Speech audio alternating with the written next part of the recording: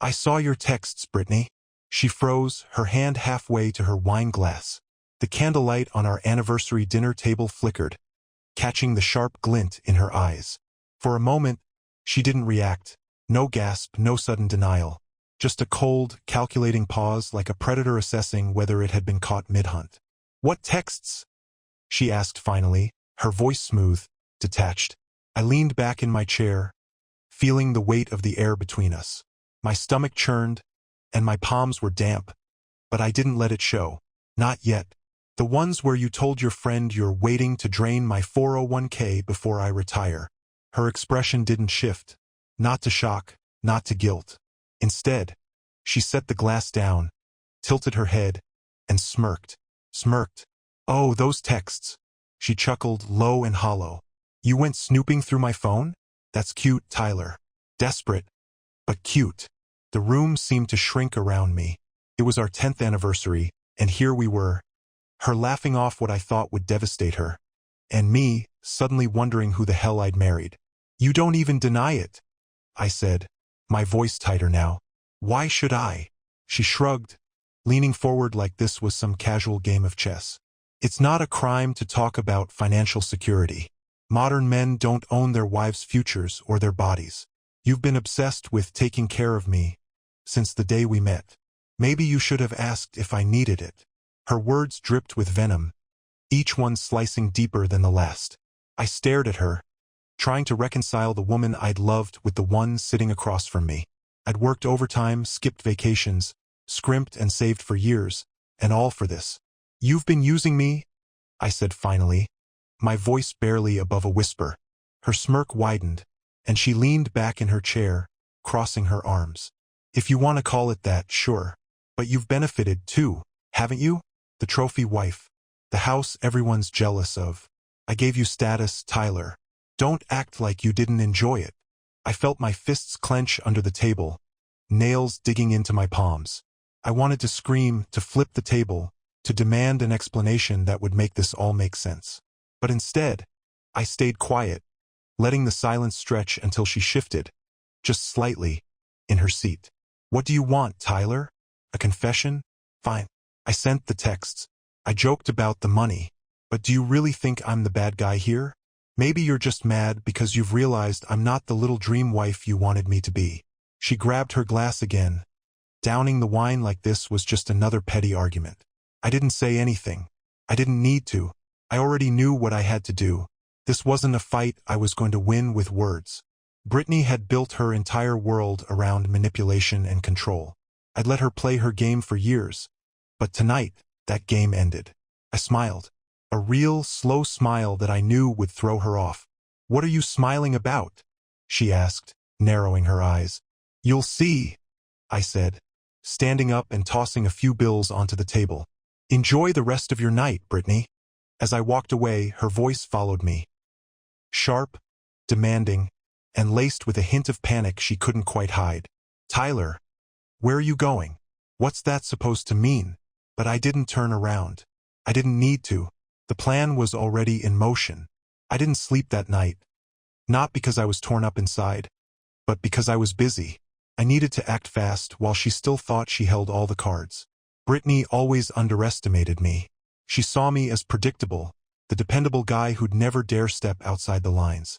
That was her first mistake. I called in a favor from someone I hadn't spoken to in years. Mark. We used to work together in IT back when I was fresh out of college. He'd been the office fixer, the guy you went to when you needed a password cracked or some shady software installed. We hadn't kept in touch much after I got married. Brittany didn't like him, said he was low class. But now, Mark's skills were exactly what I needed. When I explained the situation, Mark laughed so hard I thought he'd choke. Let me get this straight, he said between breaths. Your wife wants to bleed you dry, and you want me to make her sweat a little? Man, this is some soap opera level drama. Can you do it or not? I asked, my voice sharper than I intended. Relax, Tyler. Of course I can do it. What are we talking about here? Social media? Emails? No, I said, my grip tightening on the phone. Her private group chats. The ones with her little feminist circle. There was a pause on the line. Oof, you sure you want to go there? That's like poking a hornet's nest. I don't care, I said firmly. I want them to see who she really is. No more pretending, no more hiding behind her woke little mask. I want her exposed. Mark whistled low. All right, man. You want the gloves off, I'll take them off. Send me her details. I'll have something for you in a day or two. I hung up and felt a strange sense of relief. For the first time in years, I wasn't playing by Brittany's rules. I wasn't walking on eggshells or biting my tongue. I was taking back control, and it felt damn good. The next 2 days were torture, though. Brittany acted like nothing had happened. She kissed me goodbye in the mornings, posted her usual self-righteous nonsense online, and even had the nerve to invite me to a charity gala she was helping organize. You should come, she said one evening, slipping into her silk robe like she didn't have a care in the world. It'll be good for your image, you know.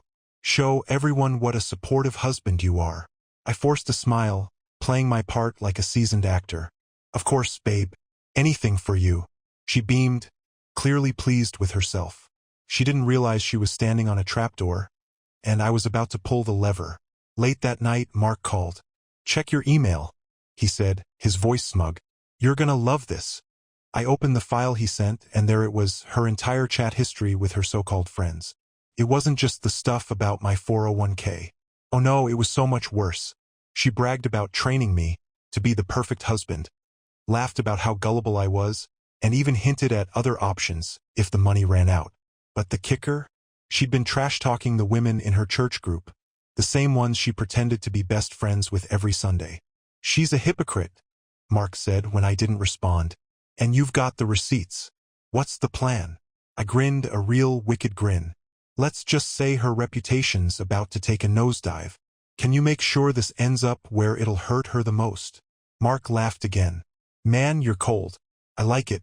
Consider it done. As I hung up, I felt a surge of anticipation. Brittany wanted to play games? Fine. She just forgot one thing. Every player eventually faces the consequences. The fallout began 2 days later, and it was glorious. It started in the most poetic way possible. The church group chat. Mark had done exactly what I'd asked. Every single one of Brittany's private messages, her lies, her schemes, her venomous gossip, was forwarded to the group she'd been pretending to lead with her holier-than-thou persona. The ones she'd called judgmental prudes and nosy old biddies behind their backs.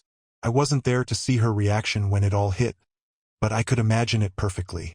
Brittany waking up, scrolling through her phone over her morning coffee, and suddenly realizing she'd been exposed. The first sign of chaos came when she stormed into the living room that morning. Her face was pale, and her phone was clutched in her hand so tightly I thought she might shatter it. Tyler, she snapped, her voice sharp enough to cut glass. I looked up from my laptop, feigning confusion. What's wrong? Her eyes narrowed. Don't play dumb. Someone hacked into my group chats. All of my messages were leaked. Do you know anything about this? I leaned back in my chair, crossing my arms. Why would I know anything about that? Sounds like karma to me. Her mouth opened and closed, and for the first time in a long time, she looked genuinely unsure of herself. It was a beautiful sight. This isn't funny, Tyler, she hissed, pacing the room. Do you have any idea how embarrassing this is? People are calling me a liar, a fraud, a gold digger. They're taking everything out of context. I raised an eyebrow. Out of context? Like the part where you said you were just waiting to drain my 401k? Or the part where you mocked the pastor's wife for her cheap knockoff handbags?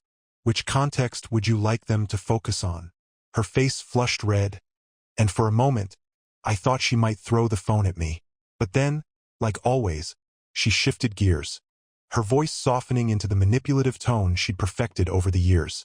Tyler, she said, sitting down across from me, her eyes glistening with fake tears. I know I've said some things I shouldn't have. I was just venting. You know how stressful things have been for me lately. I stared at her, unblinking. You mean stressful like planning to steal my retirement savings? That kind of stress? She flinched but recovered quickly, leaning forward to grab my hand. Look, I know I've made mistakes, but we can get through this together. You're my husband. We're a team. A team. The words made me laugh. Actually laugh. A short, bitter sound that made her flinch again. Brittany, I said, pulling my hand away. Teams don't stab each other in the back, and they definitely don't send messages about other financial options when things don't go their way. Her mask cracked for just a second. The softness disappeared, and I saw the cold, calculating woman underneath. The real Brittany. What do you want from me? She snapped. An apology? Fine, I'm sorry, but you need to help me fix this. Do you know what this is doing to my reputation? To us? I stood up, towering over her as she shrank back slightly in her chair. What it's doing to your reputation is exactly what you deserve. As for us, there is no us anymore. You ruined that the second you decided I was just a paycheck waiting to be cashed out. Her jaw dropped, but I didn't give her a chance to respond. I walked out of the room, feeling lighter with every step. That night, I got a text from one of the church members. You're a good man, Tyler. Thank you for showing us the truth. I smiled, letting the satisfaction sink in. Brittany wanted to play the role of the empowered, untouchable woman. Now, her own lies had turned her into exactly what she'd always pretended to hate. A walking, talking cautionary tale. And the best part? This was only the beginning. Brittany didn't take the public humiliation quietly. The morning after the leak, she doubled down. While I enjoyed my coffee and scrolled through the fallout on social media, Brittany was already on damage control, trying to spin the narrative in her favor. She posted a long-winded statement on Facebook, complete with a glamorous photo of herself looking stoic and heartbroken. The caption read like something ripped straight out of a bad soap opera. In difficult times, we find out who truly supports us. To those who have chosen to spread lies and judge me without understanding the full story, I forgive you. Women who speak their truth often face backlash. But I will not let this break me. Love will always win. I almost choked on my coffee. Love? Truth? The same woman who planned to rob me blind and trash-talked her church group was now playing the victim. Her comment section was a mess. Half the people were eating it up, sending her heart emojis and messages of support. The other half weren't buying it. One reply caught my eye. Funny how love only seems to matter when you're caught. Care to explain why you called your husband gullible and bragged about bleeding him dry? Asking for a friend. I couldn't stop laughing. The cracks in her perfect persona were growing, and she knew it. Brittany spent the next 2 days in full crisis mode. She barely spoke to me, which was fine because I had no interest in pretending things were normal. She was glued to her phone, calling her friends, ranting about how jealous haters were trying to destroy her life. I didn't care. Let her squirm. But the real turning point came that Sunday. Brittany still insisted on going to church, as if nothing had happened. She strutted in wearing her usual designer outfit, her head held high like she was untouchable. I followed behind her, playing the dutiful husband one last time. The whispers started as soon as we walked through the doors. People turned to look at her, their faces a mix of shock, pity, and thinly veiled judgment. Brittany kept smiling, pretending not to notice, but I could see the tension in her shoulders. Then came the sermon. Pastor Andrews, a man Brittany had always gushed about as being wise and kind, stepped up to the pulpit. His voice was steady, calm, but there was an unmistakable edge to it. Today's message is about integrity, he began, about how the choices we make behind closed doors reveal our true character. Thou shalt not steal. Thou shalt not bear false witness. These aren't just words. They're principles that guide us in how we treat one another, in our families, in our communities. Brittany stiffened beside me, and when we lose sight of those principles, the pastor continued, his eyes scanning the congregation, we hurt the people we claim to love, we damage trust, and sometimes we even lose ourselves. The air was heavy with silence. Everyone knew who he was talking about. Brittany shifted uncomfortably, her hand gripping her purse like it was a lifeline. When the service ended, no one approached her. Not her friends, not the women she used to gossip with, no one. It was like she'd become invisible. As we walked back to the car, she exploded. Did you tell him to say that? She hissed, her voice low but venomous. Tell who? I asked, feigning innocence. The pastor, she snapped. That sermon was about me, Tyler, and you know it. I shrugged. Maybe you're just feeling guilty. Her glare could have cut glass. She didn't say another word the entire ride home, but I could see the cracks forming. Brittany wasn't used to losing control, and now her perfect little world was falling apart. And I wasn't done yet. Brittany's world unraveled faster than I expected. By Monday morning, her so-called feminist supporters had turned on her. Screenshots from her leaked chats were everywhere, circulating in private groups, on forums, and even in some local gossip blogs. Her carefully curated image of an empowered, selfless woman was in tatters. It was like watching a domino effect in real time.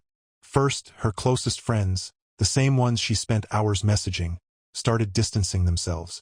Brittany stormed into the kitchen that morning, clutching her phone with trembling hands. "Can you believe this?" she spat, shoving the screen in my face. "Stephanie unfriended me.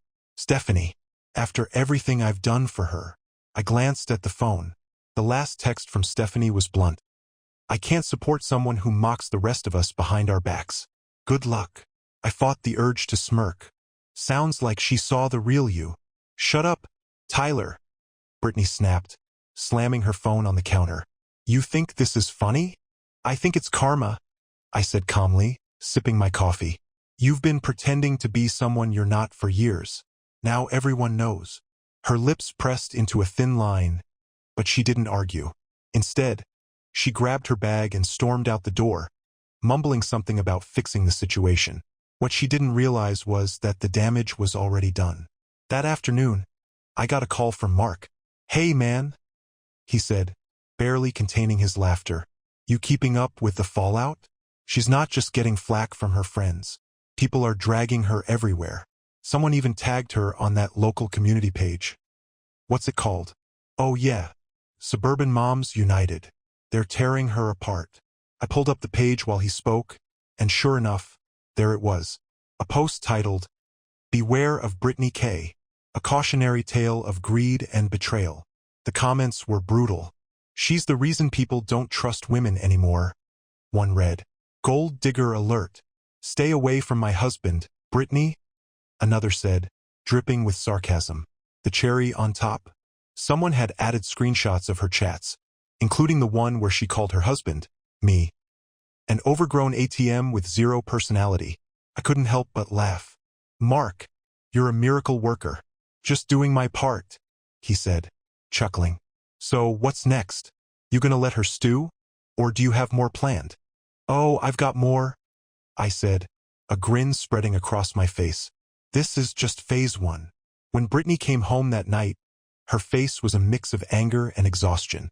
She slammed her bag on the table and glared at me like I was the cause of all her problems. "They're ruining my life, Tyler," she hissed. "Do you even care? Or are you just sitting here enjoying this?" "Care?" I repeated, setting my book down. "You mean like how you cared when you were plotting to rob me blind? Or when you trashed me to your friends?"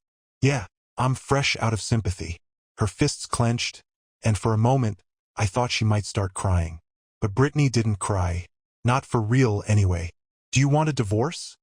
she demanded, her voice sharp. "Is that what this is? You want to end things?" I leaned back in my chair, studying her. "Oh, we're ending things, Brittany. But not yet. I want you to feel every ounce of what you've put me through. By the time I'm done, you won't just lose me. You'll lose everything." Her face paled, and for the first time in years, I saw fear in her eyes.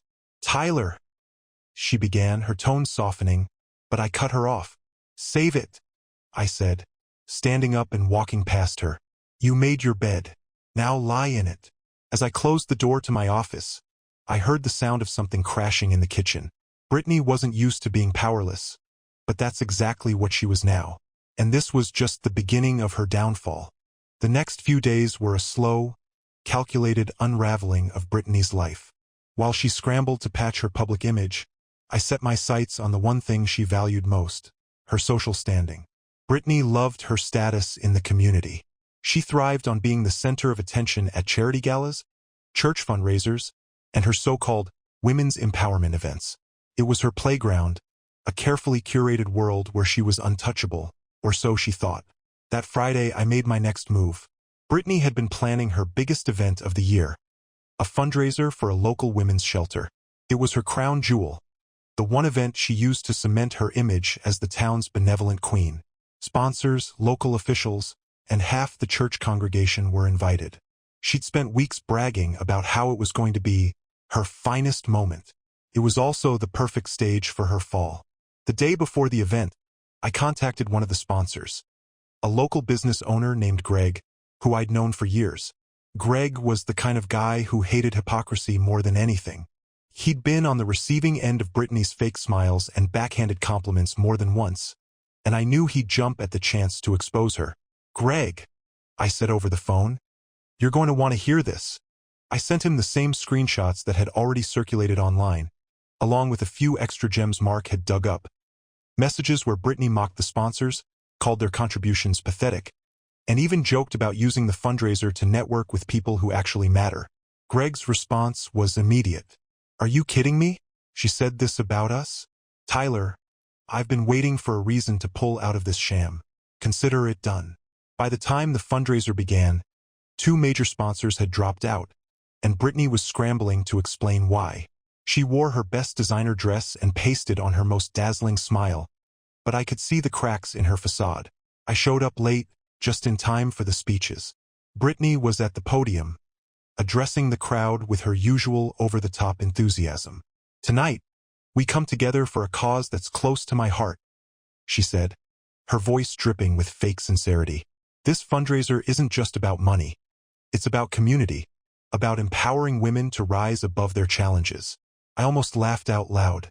Empowerment? Coming from the woman who spent her free time scheming against her husband and trashing the people who supported her? As she continued her speech, I made my way to the back of the room, where Greg and a few other business owners were gathered. They greeted me with nods and smirks, clearly aware of the situation.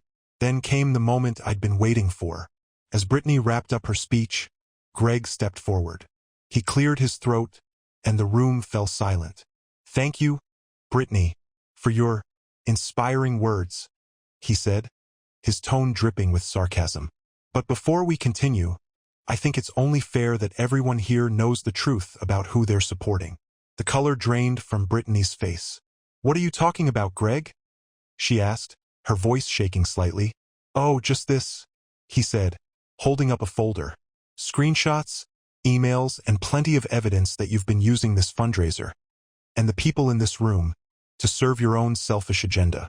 A murmur spread through the crowd as Greg handed the folder to one of the reporters covering the event.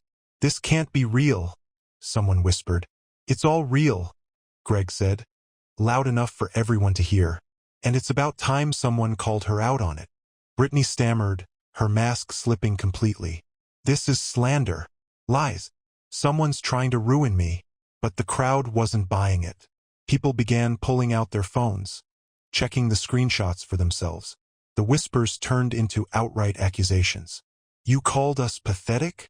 You joked about using our money for your own gain? What kind of person does this?" Brittany's polished image shattered before my eyes. She tried to regain control, but it was too late. The crowd had turned against her, and no amount of fake smiles or sweet words could save her now. I stood at the back, watching as she floundered, her desperation growing with every passing second. It was poetic justice, a moment I dreamed of since the night I found her texts. When the event finally ended, Brittany stormed out, her face pale and her eyes brimming with humiliation. She didn't look at me as she passed, but I didn't care. This was just the latest step in her downfall, and I wasn't done yet. The aftermath of the fundraiser was everything I hoped for, and more. Brittany's reputation was in freefall. The fallout spread like wildfire through our small-town social circles. By Monday, her name was the punchline to every cruel joke at the country club, the subject of every whispered conversation in the grocery store aisles. Her so-called friends didn't just distance themselves, they outright abandoned her. And Brittany? She wasn't taking it well. For days, she sulked around the house, alternating between fits of rage and bouts of self-pity. She screamed at me one moment, accusing me of ruining her life, and then sobbed the next, insisting none of this was her fault. I let her unravel without offering a shred of sympathy. Watching her squirm felt like justice. But the final nail in her social coffin came from an unexpected place. The church. One evening, I received a call from Pastor Andrews. "Tyler," he began, his tone careful, I don't usually get involved in personal matters, but given everything that's happened, I think we need to talk. Sure, Pastor, I said, already knowing where this was going. He paused, then sighed. Brittany's behavior has caused significant tension in the congregation. Many members feel betrayed, especially after the fundraiser incident. Some have even suggested she step down from her leadership roles. I almost laughed. Brittany loved being on the church council, loved the power it gave her. Losing that would crush her. I understand, I said, keeping my voice even. Do what you think is best. I won't stand in the way. The following Sunday, Brittany was called into a private meeting after service. I didn't go with her, of course. She didn't want me there, and I didn't care to see the fallout firsthand. But when she came home, the look on her face said it all.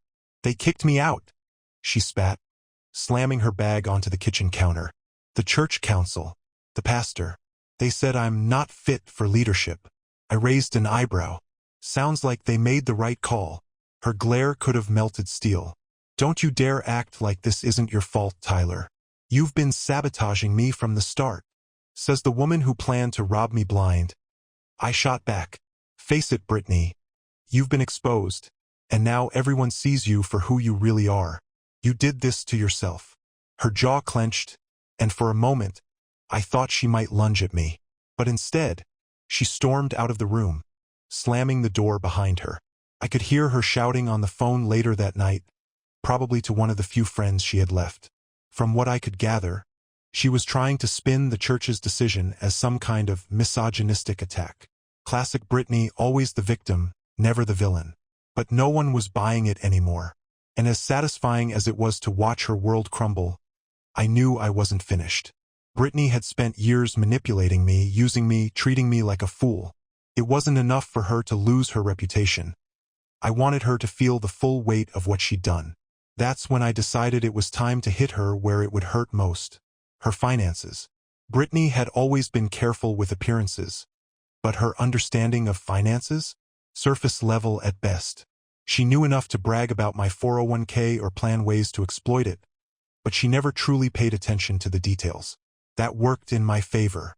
You see, while she was busy trying to salvage her reputation, I had already started taking steps to protect myself. I contacted my lawyer, an old college buddy named Eric who specialized in divorce law. I laid everything out for him. Brittany's messages, the fundraiser fiasco, and her attempt to drain my retirement account. Eric didn't sugarcoat it. She's going to fight dirty, Tyler. Women like her don't go down quietly. I'm counting on it, I said. What can we do? First, he began, lock down your finances. Freeze anything she could access, joint accounts, credit cards, even your 401k. You'll want to cut her off before she has a chance to retaliate. That night, while Brittany sulked in the guest room, she hadn't spoken to me since the church debacle, I got to work. I moved my personal savings into a separate account under my name and froze our joint accounts. I also contacted my retirement plan administrator and set up additional security measures. Brittany wasn't getting a penny of what I'd earned. The next morning, I sat at the kitchen table with a cup of coffee, waiting for her to discover what I'd done. It didn't take long. What the hell, Tyler? She shrieked, storming into the room with her laptop in hand. Why can't I access our accounts? My card was declined at the salon this morning. Do you know how embarrassing that was? I looked up from my coffee, calm as ever. I froze them. Her eyes widened, and for a moment, she was speechless. You froze our accounts? You can't do that. That's our money. No, I corrected her, setting my mug down. That's my money. The savings I built. The retirement fund I worked for. You don't get to touch it anymore. Her face turned red, and she jabbed a finger at me.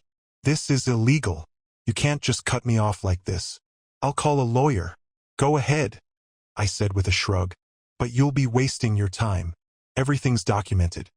Your messages, your plans to drain my 401k, your lies. Any lawyer worth their salt will tell you the same thing. You don't have a leg to stand on.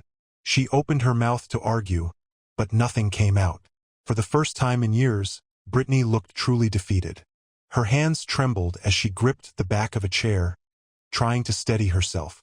This isn't over, she whispered, her voice low and venomous. You think you've won, but you haven't. I'll make sure you pay for this. I leaned back in my chair, meeting her glare with a calm smile. You've already taken enough from me, Brittany. Now it's my turn to take back control. She stormed out of the room, slamming the door behind her. I heard her pacing upstairs, probably planning her next move, but I wasn't worried. Every step I'd taken was airtight. There was no way for her to claw her way out of this mess. The best part? The divorce papers were already being prepared. By the time she realized what was coming, it would be too late to fight back. Brittany had spent years playing games, but now she was playing on my terms, and I wasn't about to lose. Brittany didn't waste any time trying to retaliate, but her attempts were as pathetic as they were predictable. The next morning, I got a call from Eric. She's already lawyered up, he said. I got an email from her attorney this morning. They're accusing you of financial abuse and demanding access to the joint accounts. I laughed, shaking my head. Financial abuse? That's rich coming from her. Eric chuckled. Don't worry, they've got nothing. I've already sent over the evidence of her texts and financial scheming. Any judge will see right through this. I thanked him and hung up, feeling more confident than ever. Brittany could try all the manipulation and theatrics she wanted. It wouldn't work. When I got home that evening, she was waiting for me in the living room. Her arms were crossed, and she wore the same cold, defiant expression I'd come to know all too well. We need to talk, she said, her voice clipped. I dropped my keys on the counter and leaned against the wall. About what? This war you've started, she spat. Freezing the accounts, cutting me off, humiliating me in front of everyone. Do you really think you're going to walk away from this unscathed? I tilted my head, feigning curiosity. Unscathed? Brittany, the only person who's suffering here is you. And that's because of your own actions. You can't keep blaming me for the mess you made. She took a step forward, her voice rising. I wouldn't have had to do any of this if you weren't such a controlling, boring. Stop. I interrupted, my voice firm. Enough with the excuses. You were planning to ruin me, Brittany. You saw me as nothing more than a paycheck. Don't stand there and act like the victim now. Her eyes burned with anger, but I could see the desperation behind them. She wasn't used to losing, and it was driving her mad. This isn't over, she hissed. You think you're so clever, but you're going to regret this. I smirked, shaking my head. Brittany, I've regretted staying with you for years. The only thing I regret now is not doing this sooner. She stormed past me, slamming the door to the bedroom so hard it rattled the walls. But her threats didn't scare me. I knew her tricks, her patterns. She thrived on manipulation, but this time, she had no leverage. I had the financials locked down, the legal backing to protect myself, and the support of everyone who'd seen through her lies. And the divorce papers? They were ready. The next day, I met with Eric to finalize the paperwork. He walked me through the process, pointing out every clause and ensuring I understood exactly what I was walking into. Once she's served, he said, sliding the final document across the table, she'll have 30 days to respond. But with what we've got, I doubt she'll put up much of a fight. She doesn't want this going to court. It'll only make her look worse. I signed the papers, feeling an immense weight lift off my shoulders. This wasn't just about ending the marriage. It was about reclaiming my life, my freedom, and my dignity. When I got home that evening, Brittany wasn't there. She'd probably gone to one of her remaining friends, or whoever was still willing to listen to her sob story. I left the envelope with the divorce papers on the kitchen counter, right where she'd see it the moment she walked in. And then I waited. Brittany came home late that night, her heels clicking sharply against the hardwood floor. I heard her drop her bag by the door, muttering to herself, probably rehearsing some dramatic monologue she thought would guilt me into submission. She didn't notice the envelope on the counter at first, but when she did, the silence was deafening. I stood in the living room, leaning against the wall, watching her as she opened it. Her manicured fingers trembled slightly as she pulled out the divorce papers. Her eyes darted across the pages, taking in every word. "What the hell is this?" she finally said, her voice low but shaking with fury. "It's exactly what it looks like," I said calmly. "I'm done, Brittany. We're done." Her head snapped up, and she stared at me, her face a mixture of disbelief and rage. You think you can just hand me this and walk away? After everything we've been through? I raised an eyebrow. After everything we've been through? Brittany, the only thing you've put me through is years of manipulation, lies, and betrayal. I've wasted enough of my life on you. It's over.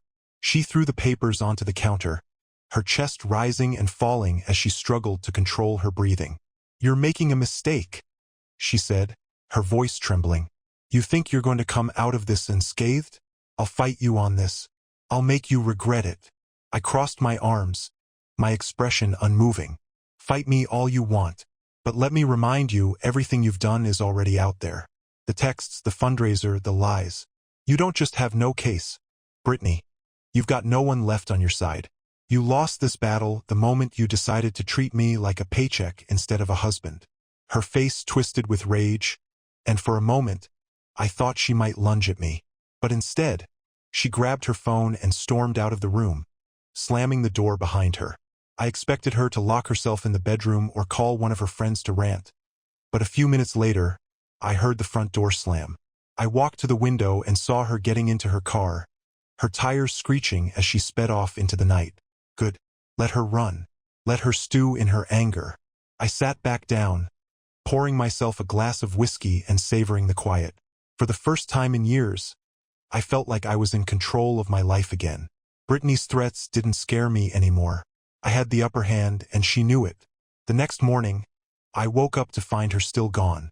Her car wasn't in the driveway, and she hadn't left any messages. I didn't care where she went, probably to one of the few friends who hadn't completely turned on her yet. But what she didn't know was that this time, she wasn't coming back. I called Eric and gave him the go-ahead to file the papers officially. I also had the locks changed on the house. It was still legally mine, and I wasn't about to let her storm back in whenever she felt like it.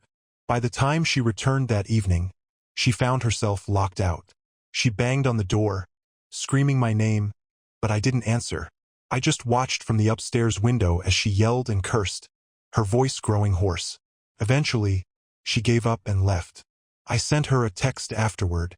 You'll be hearing from my lawyer. Don't come back here again unless it's to collect your things, under supervision. The response came almost immediately. You're a monster.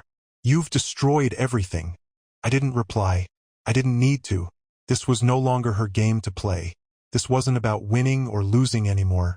It was about freedom. And for the first time in years, I finally felt like I had it. Red pill.